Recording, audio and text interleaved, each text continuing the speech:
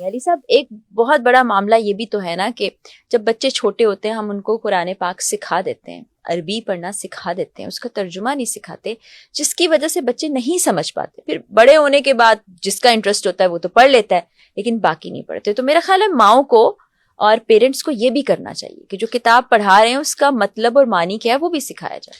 فرض جب میں 8ویں میں تھا نا، 8ویں میری زندگی کا بڑا امپورٹنٹ سال ہے. اس میں اللہ سبحانہ تعالیٰ نے مجھے کئی چیزیں سمجھائیں سکھائیں.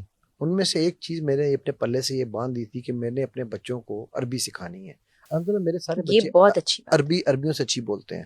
میری بیٹیاں جو ہیں وہ عربی کے ایگزام او لیول جے لیول میں اے سٹارز والی ہیں. ٹھیک ہے، تو انہوں نے نا ان کے لیے وہ آپس میں عربی میں بات کرتے ہیں. اچھا، ہاں، وہ ہم سے کوئی چیز چھپانی ہو نا، انہیں نہیں پتا کہ میں ان کا باپ ہوں، مجھے سمجھ آ جاتی ہے، میں بولتا نہیں ہوں. جب میں نے ان کو اسکول میں داخل کرانا تھا نا، تو سسٹر رفیدہ تھی، مجھے یاد ہے، شارجہ میں اسکول ہے کریٹو سائنس صلاح بخاطر کا، تو وہاں میں لے گیا. تو میں نے ان کو کہا، میں کہا جی میرے بچوں کو نا عربی سکھانا چاہتا ہوں، I want my children to learn Arabic.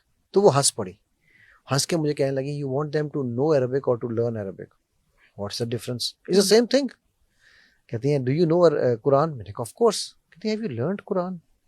میں تب سوچ میں پڑا، میں نے کہا نہیں. سو کہتی ہے if you want your children to learn Arabic make it a compulsion not a choice for them. So put them in Arabic for Arabs.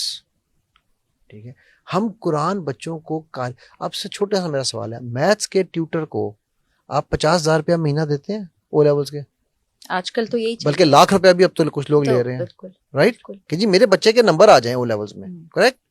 قرآن والے کو آپ 2,000 دیتے ہوئے بھی کہتے ہیں یار تم 2 لے رہے ہو، اور وہ کہتے ہیں کہ چپ کر کے بیٹھ جاؤ. اس کو سائڈ میں بٹھاتے ہیں. قرآن میتھ کا ٹیچر آتا ہے تو اس کے لیے ٹی کافی آ رہی ہوتی ہے، قرآن والے کو کہا جاتا ہے یار پانی پلا دو، یار مولوی صاحب آئے ہیں. یہ المیہ تو ہے.